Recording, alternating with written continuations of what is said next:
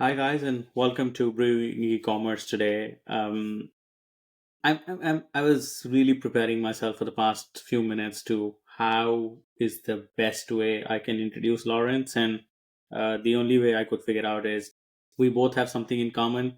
He went to Cambridge to some really nice schools, and he was the scholar, etc. And I'm just trying to live in Cambridge and never got to step inside the university. So thank you, Laurence, for joining me. Oh, my pleasure. I didn't realize you lived in Cambridge. What do you think of the city? Um, I think maybe that's not the conversation for the podcast, Lawrence, because it's going downhill in terms of traffic. But the city is lovely. Lived in No, we'll London, get lived we'll in get big we'll get city. onto the ecom. We'll Sorry, get I on to just it's a I love that place. I didn't realize. that. No, the place is lovely, and it's amazing. And another funny thing about Cambridge, Lawrence, right? Whenever I step out, meet a few folks on a Mm. networking event or something, it makes you feel so illiterate. No, that's not true. Can't be true. No, because there's so many guys working in such amazing things, right? They're all Mm. like scholars and really good guys doing so, and I'm like, really? And that's more like inspirational. All right, come on, get about Mm. doing things. So yeah, Nice. perfect. So Lawrence, you've had a long career of multiple disciplines and various industries, and we're gonna Mm. get to that. Um, to start with, I'd love for you to kind of introduce yourself and the cool thing that you're actually leading with the mothership, right? For Sure, everyone, yeah. please. Absolutely. Well, thanks for having me, Misha. Thanks. First of all, it was really kind of you to invite me on, and you're saying really nice things about me. So I've got to live up to it. So my name's Laurence. I am MD and co-founder of the Mothership, and the Mothership. What we do is we acquire and scale um, consumer businesses. We go out and we find brands that sell on marketplaces like Amazon or Walmart, and then also on Shopify. And we find brands that we're really passionate about and people love, generally in the health and wellness space. We acquire those brands, and then we use our in-house team of experts we built over the last 4 years to drive those brands to new heights and grow them. So it's been a completely crazy journey. Um, I started my career as a digital marketer, media buying on Facebook back in about in 2016, 2017, when things were pretty different from where they are now. And that was really in like B2C and B2B lead gen, so affiliates and kind of I guess quite an old school of the internet, I guess, environment where I got to spend a lot of money on the internet and see what happened. And I kind of I guess my early career was really all about testing and finding out what worked, in that spirit of uh, trying a lot of stuff really quickly and learning as fast as you can has seen me through. So I went from there into kind of more strategic roles. I ended up running that company's kind of B2C divisions, and then into startups. So I was head of growth at a B2C app, a running app, which was a fascinating experience. And then I went into B2B fintech, and helped build a buy now, pay later invoice based product for a large fintech called Iwaka. Before the serendipity of life came across, and someone called me up and said, "Hey, what do you think about founding an ecom business?" And I thought, well, I've done a lot of digital ad buying. I've done a lot of growth. How hard can e-commerce be? Turns out I was pretty naive. But yeah, and Yeah. so the mothership was founded in March 2021, and it's been a pretty crazy journey from there. We scaled pretty quickly. We raised some money in February of 2022, and now we're at about 7 brands. We are at 7 brands, mostly in the health and wellness space, as I said, um, and with a great team of people, kind of mostly in the UK, but also spread across the world, that are helping us scale these brands and build what I'm hoping to be one of the best places for any e-commerce brand to grow. that's possible. Excellent. Thank you, Lawrence. You've given me so many threads to that I want to open and get into there now.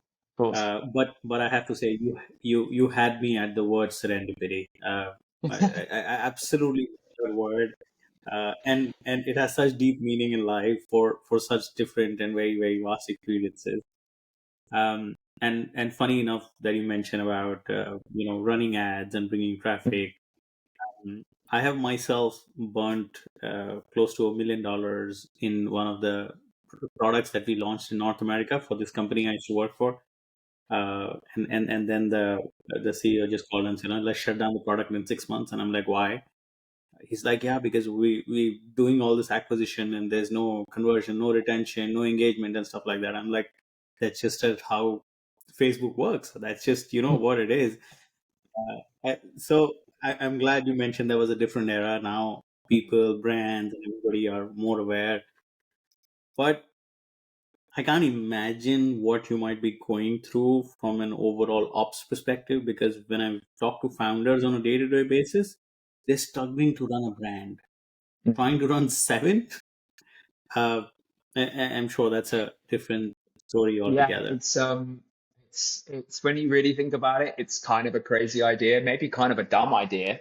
Like it's definitely like it's definitely given me a whole new set of challenge, or really a kind of realization of the big challenge of focus, especially in consumer brands. The biggest problem and the biggest challenge that we have in our business is working out where to spend our time and where to spend our chips. And Yeah, I think when we started, we had this idea that we would buy all of these brands and they would all grow almost like together. And given running how we are, which is that multiple people work on multiple brands, and I can go into why that is in a second. Um, yeah, we realize that sometimes we have to go and push on the open doors when they're there, and then ignore things when they're not as big an opportunity, if that makes sense. So we have to be yeah. quite brutal with ourselves about where we prioritize our time and prioritize our efforts to get the maximum outcome for the brands that we have. um, and yeah, operationally it forces you into I guess two things. The first thing is um, encouraging everyone in the business to have a really deep understanding of the commercials of the business. We share our numbers really widely. We talk a lot about why we have to make decisions. And Mm-hmm. a lot of that is about understanding where commercial impact, both long term and short term, is going to come. And so everyone in the business needs Mm-hmm. to understand that. And the second thing is we need to be really, really organized. And we need to really understand where, especially with things like our stock holding and when to push the button on which brand and how, Yeah, yeah. is a process. And I am not the organized person in the business. I am very lucky to have an amazing team who help me with that bit. Mm-hmm. And I would be remiss if I didn't say that. And I think probably most any of my team who listen to this would laugh if I said that I was the organized one. Yeah, I think yeah. we've got a great team of people who understand that challenge of juggling a lot of plates, um, Mm-hmm. and are able to put structures in place to know when to push and when not to. Um, yeah, Yeah. Yeah. So time, is so much of an essence. I think running a D2C brand, you understand really the meaning of why is time money, because yeah, it really is. yeah. So Lawrence, Look. how does the sorry, please. Oh, no, you go. Yeah, yeah. So I was just getting to this, that so the how does the mothership operate, right? I'd Yeah. like to go a little into of that, because I hope a lot of D2C brands in the UK are listening to this as well. What's your approach, and why only consumer brands is your focus? Uh, just to clarify, what do you mean by what's our approach? Would you want to understand how we go about the growth side of the business, how we go about the acquisition side of the business, how we go So around the ops side of the let's business? start the acquisition first, and Okay, then we'll come to then how do you guys nurture and then fuel the of growth, course. kind of a thing, please.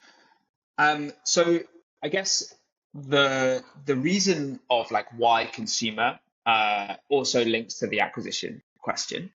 Mm-hmm. which Mm-hmm. is that it has never been easier to start a consumer brand, which is incredible. And that also means that the reason why that is a lot of the rails for building consumer brands have become Yeah. quite unified, right? Shopify is pretty Yeah. universal among small consumer brands. Amazon is fairly universal on the marketplace side. So there is this deepening of specialist skill sets that is needed to grow consumer brands today. I mean, the same thing Mm-hmm. with Meta and Google. Your advertising platforms are quite small at the number of things you need to know. Same Shopify, same with Amazon, right? Um, but at the same time, the plethora of consumer brands that are growing and the challenge of what it is to build that consumer brand is that you're stretched across so many different things that it's really hard to be good at any single one. So you find founders who have started a consumer brand, they've got to some traction, and they are getting to this point where either they have to make a decision to hire a bunch of people, and that is a decision that some people really want to do and other people really don't. Um, Mm-hmm. or they things start to kind of plateau, right? You reach a kind of moment of, I don't know whether it's, we talk a little bit about gates. There's a kind of 0 to 1 million gate, a 1 to 5 million gate, and then like a 5 to 15 million gate, where your type of business you are, and the type of business you want to be changes.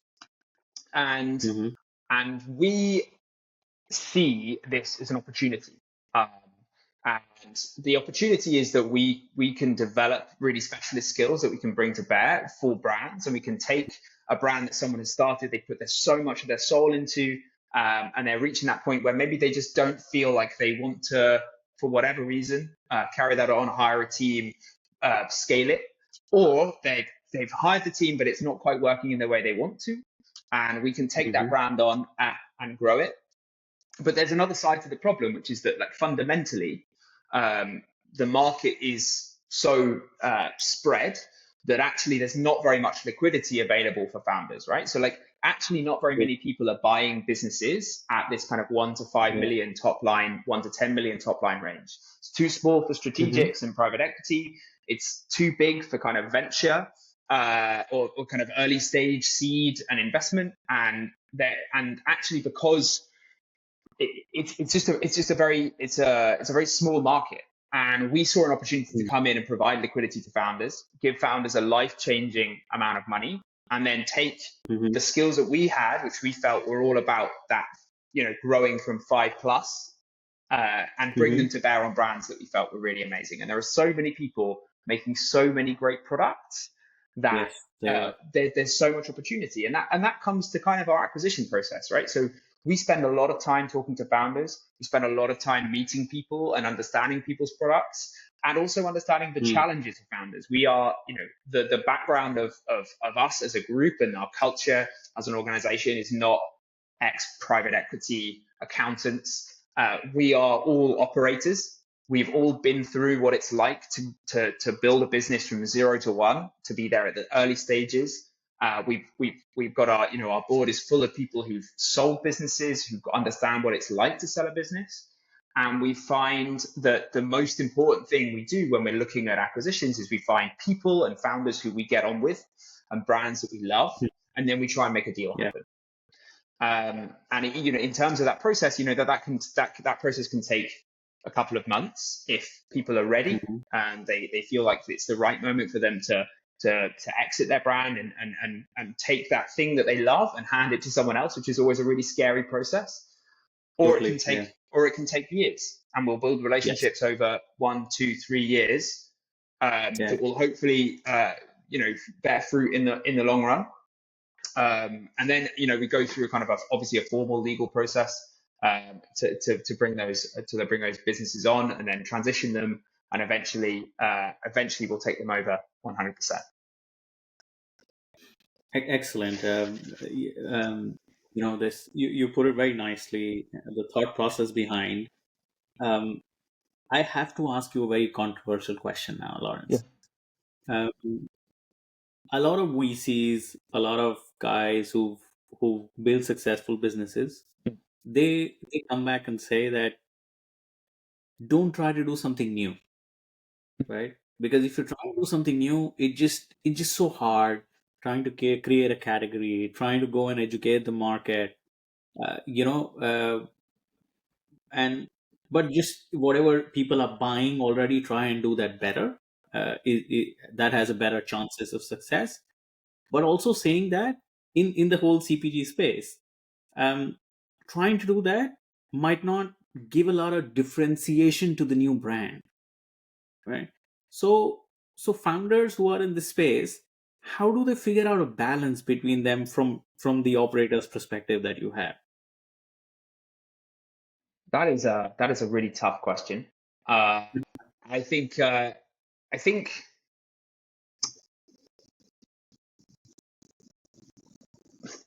I think the first thing I would say is I have a different perspective on this because I am in Yeah. the privileged position to not be doing the 0 to 1 product market fit journey, right? Fair. And I have a huge Yeah. amount of respect for people who are doing that, and that is Mm. not an easy process to go through. Yeah. I think that the often who wins, there is a truth that I am kind of learning over time is often who wins is often the second mover, not the first mover. So I Hmm. don't necessarily disagree with the advice that if you see a trend or a category that's burgeoning and building and people are doing some interesting things, there's often opportunity to build better. And I also Hmm. think that there is a reality about consumer goods, which we all have to understand, which is that the vast majority of consumer goods are versions of another thing, right? Yeah. If I, Yeah. we have a couple of supplement brands that we love, but and we think the brand stories are brilliant, but if you want an omega 3, there are 1,000 different omega 3s that you can buy. So the thing you have to build and True. you have to understand is how you differentiate as a story. And story is really Yeah. what makes consumer goods fascinating to me. I'm a, Yeah. my whole life was built around creatives. My dad is trained as an artist. A lot of my family are in the creative industries. Stories fascinate Mm. me, right? And brands are Yeah. about stories and how you can tell the story of why your product is great and also how you can build a product for an audience is really interesting. And I think this is where the newness question comes in because often you could say, okay, like you could go and find the most incredible formulation of an interesting product, whether it's in beauty or cosmetics or whatever, or a new version or a new technology. But the vast majority of CPG founders won't do that for lots of reasons. But what you Mm. can do is go and find a new audience who have never been spoken to before or never been spoken into you in the way that you can speak to them and build a Yeah. product for them, an experience for them. And I think that is where innovation is really amazing in the consumer goods space Yeah. that is really powerful. And if I was talking to founders and they were like, well, founders spend a lot of time thinking about the product, think about Yeah. all of the newness in the product. But what they have to realize is that in order to sell that product, the innovation has to come in how they speak about that product, who they're speaking to, and how they build the product for those people. So that I think is where the innovation opportunity is comparatively, or in the reality that we live in. I think. Yeah.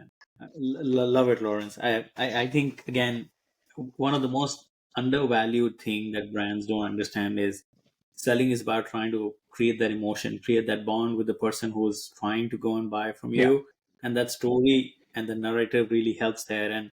And for me, that is the biggest differentiating factor. It's not sustainable, it's not organic, it's not whatever else, right? It's about how you connect with them and then kind of go about it. Yeah, I think you have to have a reason to exist. And if you can walk into the office every day, right, and you're working on something, you're like, this is why we exist, and you can Yeah. and you can communicate that to your audience, to your customers, and your customers get it, Yeah. and you're building on that feedback, and you're building something for those people. The Yeah. loyalty that you can build, the community you can build, Yeah. but just the fundamental engagement that helps you cut through. Everyone's writing Yeah. Facebook ads. How do you win on Facebook ads? You've got to cut through. You've got to have a point of view. And I think that you've got to be bold enough to state who you are and therefore who you are not as well. And I think one of the things that people forget about strategy and about brand, about how you create this special thing that everyone talks about, so much of that is about acknowledging what you're not going to do and who you're not going to be, right? The best definition of strategy I've ever heard comes from Mm. a really good friend of mine who is was brilliant, and she says strategy is where you play and how you win. So you have to choose your field of battle, you have to choose your field of play, which is Yeah. different from other people, and you have to have a single way that you know how you're going to win in that.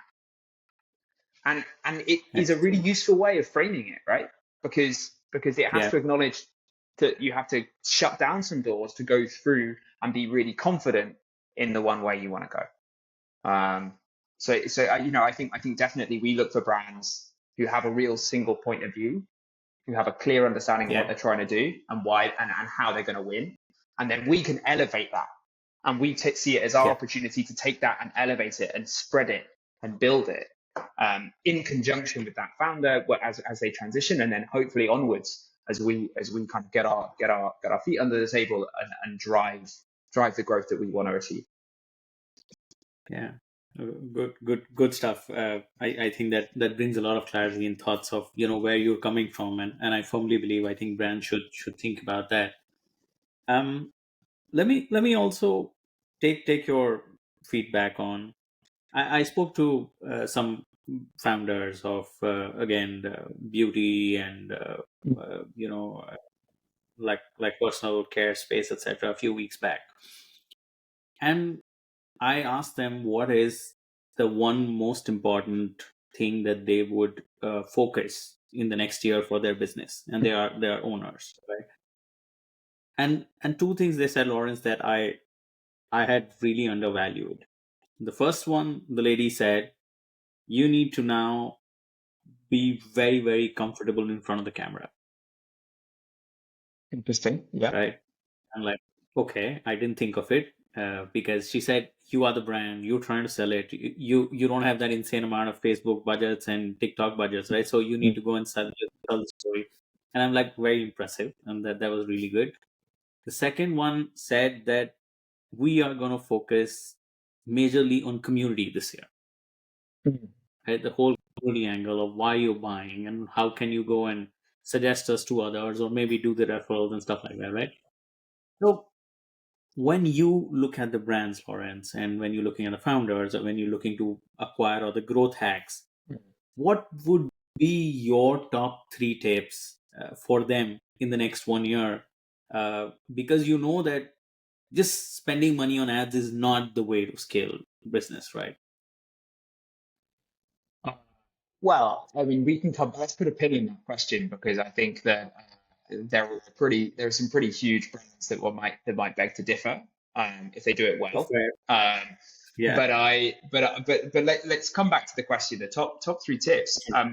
Look, I think that though that idea of like being a founder that can advocate for your product and building community around your product are both amazing tips, especially for people at the Mm-hmm. early stages.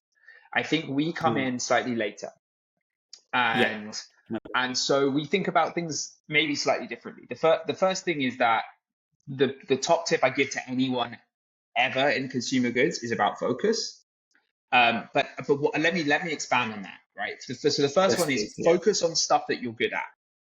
What do I mean by Mm. that? So understand who you are. So a lot of it, I talk a little bit about team channel fit as a framing, and what I mean by that is essentially that any brand can grow in any way. So there are brands who will grow 100% through meta ads because they are Mm. absolutely incredible at buying media and doing creative on meta. There are also brands that Mm. will do, I've talked to brands who sell through, telesales and, call centers and strange and wonderful piece. And TikTok shop is massive and affiliate is massive. And there are brands that can grow in many, many different channels. The key thing you have to Mm. understand is what do your team feel that they are good at? And where do you feel like Mm. you are best to manage it? And marry that with a channel that you think is going to be able to grow your brand. And Okay. nailing one channel is way, way more valuable than trying to do 15 or 5 or even 3, right? So Yeah. focusing on one channel, if we see a brand that has grown massively on one channel, that is good for us because we know that we can execute because usually that channel is one of Meta, Google, maybe TikTok, Yeah. Amazon. We know that there's Mm. incrementality and there's scale available there. Um, but also we feel confident that we can add because we have built a lot of expertise in other channels, right? So the first thing is about focus and understanding who you want to be. The second thing is pretty basic, but is something that we see a lot when they're starting to talk to founders and thinking about they're thinking about how they want to go about exiting and the process of exiting, which is all about getting your numbers in order and understanding the financials of your business really well. This is Mm-hmm. really essential for people to be able to go out to people like me who are looking to buy brands and communicate, hey, this is our top line, these are our gross margins, this is the kind of EBITDA we're running at. Yeah. All of these things create a much more useful conversation and Mm-hmm. stops the reality of the situation when we get into a deep conversation and then we rebuild the P&L and things don't look at how you might expect. And I think it's so easy for lots of people to be, and I think it's getting easier and easier to see these things because you've got amazing tools coming out. I just saw like Viable raise a load of money to do this, and there are some brilliant tools that can help you really understand the actual financials of your business. And the third thing is, which maybe relates to the first thing in terms of execution, but like I would do everything I can to stay lean, to not get dragged in to the sexy new stuff that everyone thinks they should be doing. They go to a Yeah. conference and they see all of these amazing tools that other people are working on, and they go back and they Yeah. say, well, we've got to be doing all of these things, whether that's a new channel or we've got to use this new SaaS tool or we've got to hire a person. Like if you're really good at Meta and you're building and you've got momentum and none of Yeah. you, and you're a founder and you've never done an ad which is face to camera, and Yeah. you've managed, and don't get me wrong, I firmly believe that community and brand is a way to build, but if you've managed to do that, Cool. you don't need to hire someone to go and to do your socials for you. You focus on the stuff that's working, and you push it as far as it can until it gets to a point where you have to focus on something else. But I guarantee you, most of these channels, whether that's community building, TikTok, Meta, Google, whatever, have a higher ceiling than you think they do. And this is all about nailing operational capability, nailing the Mm. way that you build processes and drive growth through that channel will unlock Mm-hmm. incremental value consistently. And you'd be amazed how much more we can grow. I'll give you an example. We had a brand that was running Mm-hmm. on Meta. We, I can be very open about the fact that we were not great at Meta advertising for a long time. Mm-hmm. This brand was built on Meta. It was a brilliant brand, and we bought it. And over 18 months, we could not make the Meta ads work. CAC was just Mm-hmm. going up and up and up every month, to a point where our then, one of our paid social guys came to me and said, "I think we've tapped out. We've capped out on Meta. This is a brand that was doing 300 million top line." And I Oh, was like, nice. we have 13,000 odd subscribers. There are 70 million people in the UK. There is no way that we have capped out on Meta. That's out. Yeah. There's just no way. And what we're not doing is we haven't thought about enough how to work out how to make this channel work. Now, we doubled down. We cut out the PR that we were doing. We cut out a lot of the other activity we were doing. We took all that resource and we focused it on how do we make Meta work. And in Sure. the period of the next 6 months, CAC halved, volume over doubled, and the business is now growing massively because we know that it can work. We know it's just about understanding your audience, understanding your messaging, and executing better. And that is a lesson that I come to take with me constantly, because so many people come up to me and say, like, well, maybe I should try this new channel. And have you heard about this? And have you heard about that? And I say, how big's your brand? And they're like, oh, well, we're doing like just under 1 million of top line. I'd be like, the one thing that's working, do all of that, because you Yeah. can grow a lot faster than you think. Um, Yeah. uh, I Um, think if I had one extra, I'll add a bonus, right? Here's a fourth. Please. Yeah. The one extra thing that we are talking about a lot and we're trying to build out a lot is about retention. And I think that we talk a lot in the e-commerce world about acquisition, Yeah. right? All of the Yeah. conversation is about how you get people on to buy one time. We buy Yeah. businesses, we love businesses, and we buy businesses where we have retained revenue and great Nice. retention. And there are two reasons for that. Firstly, it's a great indicator of customer loyalty. People are coming back and they're not churning. That's brilliant. Hmm. And especially if you have like a subscription brand or even a non-subscription brand, but with really good repeat purchase, that is a great sign of a product that fits the market and an audience that cares Hmm. about it, right? But the Hmm. second thing is you will be amazed how much easier it is for you to operate your business at a fundamental Hmm. level when you can know roughly that you're going to get X amount of orders coming in the next 6 months. And this is the amount of cash that can come in. It means your stock Yeah. position is easier to manage. It means your cash position is Yes. easier to manage. It means your forecasting is easier. It is so valuable to you as a business, Yeah. and it demonstrates the value of the brand that you're building. That if you can do everything you can to focus on that, you will be amazed how many more people want to buy your business. And generally, I genuinely think that repeat revenue, return revenue is a lever to increase purchase multiple. We'll pay more for more repeat business, basically, is what I'm trying to say. Because I think it's hugely valuable. So that's my bonus thing to Yeah, focus yeah, on. and knowing you a little bit, Lawrence, and going through a lot of your content and stuff, I know you're a math and Excel guy.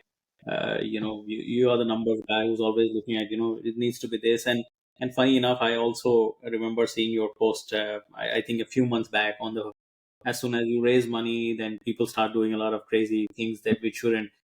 Uh, goes back to the focus, what you spoke of, right? I think it's so important. And I've done this mistake myself so many times. You're trying to do it in different countries, trying to do it in different channels. As soon as you see a ray of hope, and then you start spending your time there, and then only after weeks and months realizing no, it's not how it is. Uh, but that's the kind of learning journey. Um, and and I was going to ask you this question, and I'm so glad that you brought it up. Is I wanted your perspective on acquisition retention, right? So it Yeah. makes sense because I have a different way of looking at that problem, and from where we come from, Kui, right, from the conversion side of things. You'd be surprised, Lawrence, that if I speak to 10 ecom founders or growth teams, not more than four of them actually even know what their conversion rate is. They would say, sorry, do you mean my ROAS? No, no, I'm like, no, no, conversion rate. No, no, okay, do you mean how much do I get return on the meta? Is the focus on ads still drastically high than conversion? And do you see this trend kind of changing in the coming years and stuff? Well, that is a really interesting question. So firstly, I think that if you're going to build a great brand, I think the place you need to really start is on the retention side. Like, can you get people to stay with you for a long time? To the point I just Hmm. made, right? It helps you build a great business. It's a demonstration of product market fit. If people are buying your business multiple times, also just generally, I mean, I know that there are lots of like single purchase, high value, high AOV brands out there, but generally a lot of brands are low AOV. The way you make the Yeah, brand make money is LTV, right? Um, Coming to yeah, your point, the thing I would say about conversion rate as a metric, and maybe we can disagree here, is that it is a messy metric that no one understands. And yeah. that is because conversion rate is like super, it's there's so many variables that go into conversion rate: quality of traffic, intent of traffic, like load speed, depending on geography, how many Yeah. extensions you have. Like there are so many things in and out of a brand's control that actually Yeah. sometimes think that people focus too much on conversion rate when they start talking about it, because they think they can move the needle on it so much more than they really can, and they're not really Mm, thinking about the funnel as a holistic experience, i.e., great mm, ads can impact conversion rate. A deep understanding of your audience and who your audience are and how you target those people can impact conversion rate.